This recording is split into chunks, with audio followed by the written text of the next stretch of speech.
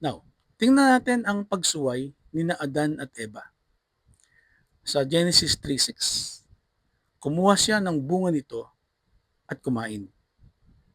Binigyan din niya ang kanyang asawa at ito'y kumain din.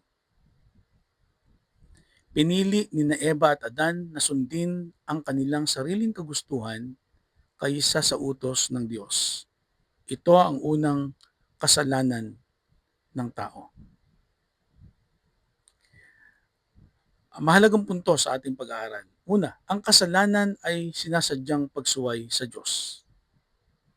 Pangalawa, ang maling pagpili ay may epekto hindi lamang sa sarili, kundi pati sa iba. At ang tao ay naging hiwalay sa Diyos dahil sa kasalanan. Ano ang bunga ng kasalanan? Una, pagkapahiya at takot. Genesis 3:10, natakot ako sapagkat ako'y hubad, kaya't nagtago ako. Pagkatapos magkasala, nakaranas ang tao ng hiya, pagkakasala at takot sa presensya ng Diyos. Pangalawa, sumpa sa mundo. Sa Genesis 3:17, dahil sa iyo ay isinumpa ang lupa. Ang kasalanan ay nakaapekto hindi lamang sa tao, kundi pati sa buong nilikha. And ang susunod na consequence ng kasalanan ay kamatayan. Sa Genesis 3:19, sapagkat ikaw ay alabok at sa alabok ka rin babalik. Ibig sabihin po nito, ang pisikal at espiritual na kamatayan ay naging bahagi ng karanasan ng tao dahil sa kasalanan. Now, ang next po ay ang paglaganap ng kasalanan sa buong sangkatauhan. Paano ba ito lumaganap?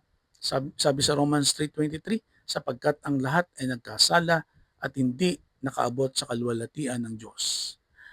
Ang ibig sabihin nito, ang kasalanan ni na Adan at Eva ay nakaapekto sa buong sangkatauhan. Lahat ng tao ay pinanganak na may makasanlanang kalikasan.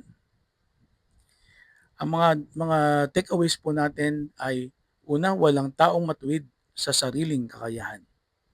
Pangalawa, ang lahat ay nangangailangan ng kaligtasan. At pangatlo, ang problema ng kasalanan ay pangkalahatan. Now, ano ang unang pangako ng kaligtasan?